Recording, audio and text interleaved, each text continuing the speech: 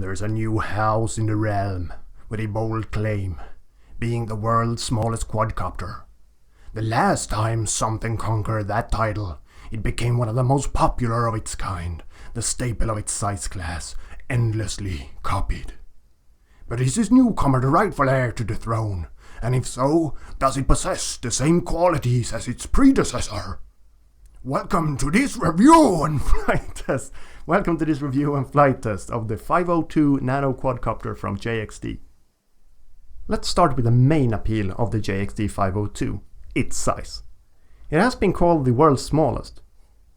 By me. About half a minute ago. Well, it is the smallest quadcopter currently available for purchase to the public that I know of, and it is certainly smaller than the Shearson CX-10, which I know has been called the world's smallest before. Here it is for comparison. No need for a verdict from the judge here. The difference is definitely apparent to the naked eye. For all I know, record broken, well done. For what it's worth, the JXD 502 is not only objectively smaller, the miniature size also provides an unmistakable wow factor, even for multi-rotor muggles. If you wanted to, this is certainly a model you could show off to friends, family and/or significant other at great effect.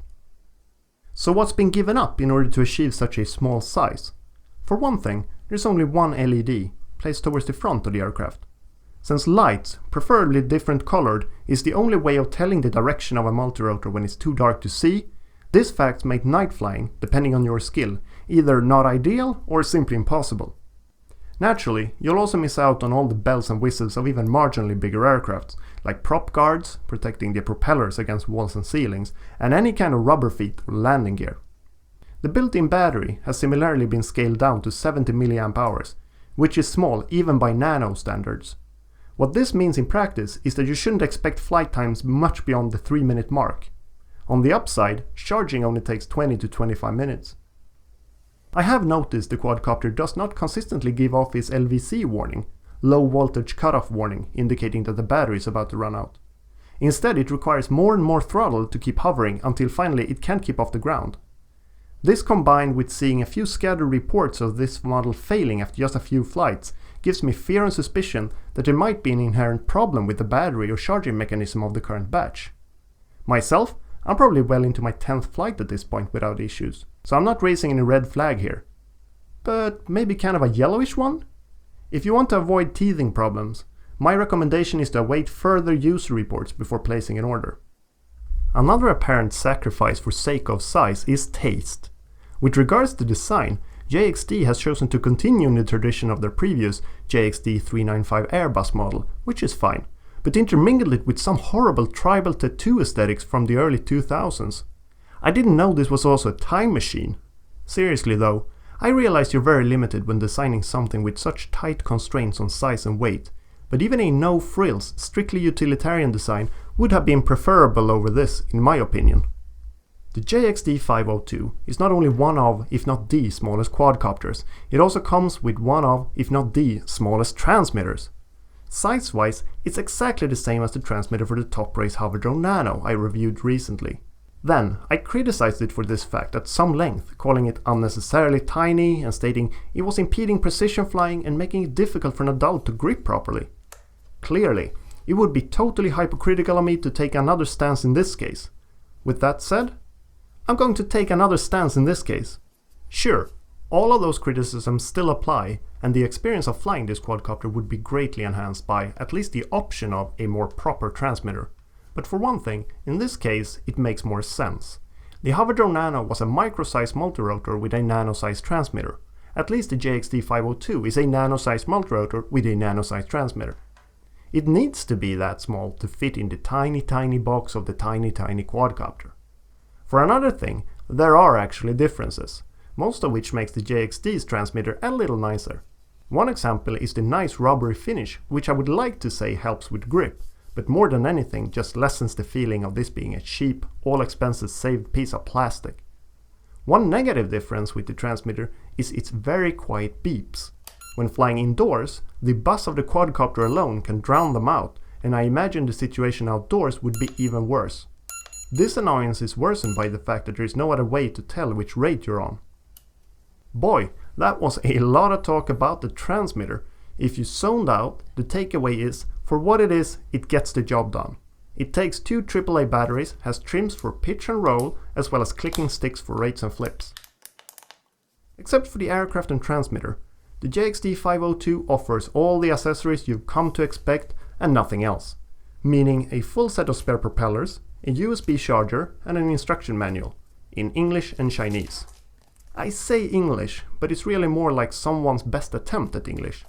The grammar isn't impeccable, but generally the point gets across the language barrier just fine. The box is actually not so much a box in the traditional sense as it is a case.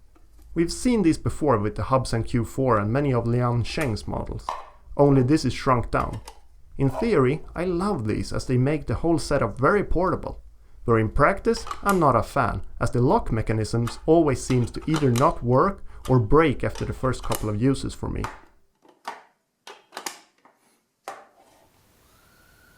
So how does the world's smallest quadcopter fly?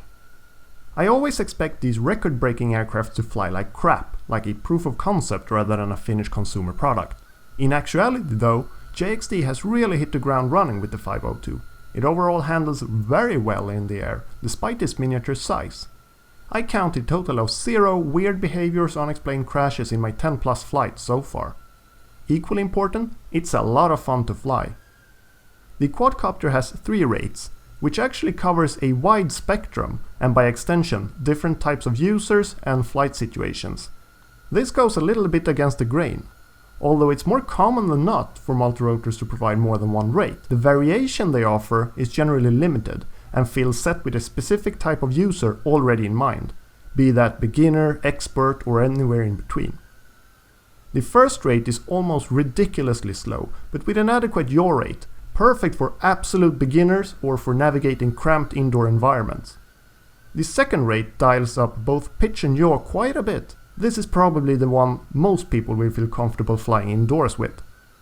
The third rate really cranked things up to 11. I don't trust my skills enough to show you full speed on this rate, even in an open indoor environment like this. It's real fast. Yaw also increases further, but is still very much manageable. It's not all roses when dealing with the JXD502's flight characteristics though. For one, the aircraft tend to drift around a bit. This comes and goes and is nowhere near as bad as on other models I've flown, where it's really interfering with your flight. But it's there. For another, the flips are nothing to write home about. I mean, they start off well enough when the battery is fully charged, but quickly goes downhill from there, getting lazier and lazier. Still, these criticisms are like the last sour slice of an otherwise well-tasting cake. It should probably also be noted that the JXD502 does have headless mode and return to home functionality. The flying backwards kind, not the fancier GPS-based kind. I only tried it for the briefest of moment, as I'm generally not a fan of this feature, and it all seemed to work okay. In summation, I was pleasantly surprised by the JXD502. It's one of, if not the, smallest of its kind around, but still has flight performance to compete with the best of them. If it weren't for a bunch of very minor but nevertheless accumulating flaws, I would have given this my wholehearted recommendation, which I would really have liked because I haven't had this much fun with a quadcopter in a long time. Should I get it? I say do it. It's cool and fun and flies great, so maybe it's not perfect, maybe it won't last forever. Big deal! For the money you're paying, would you really expect it to? Thanks for watching the entirety of my video. Maybe you're thinking, too bad it's already over, I wish there was more. Then you should click one of the boxes on the right to watch another of my videos, or subscribe on the left to be notified when new videos become available. You can also click like if you enjoyed the video, or type stuff in the comment section below if you have corrections, suggestions for other new and interesting multirotors for me to review, or generally just have something to say regarding the video. See you soon in another review. Bye bye.